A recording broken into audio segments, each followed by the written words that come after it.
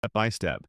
If you want to integrate Trello with other applications, use automation tools, or connect Trello with custom software, you will need an API key and token. First, open your browser and log into your Trello account. Once you are logged in, go to the address bar and type trello.com/power-ups/admin, then press enter. This will open the PowerUps admin dashboard.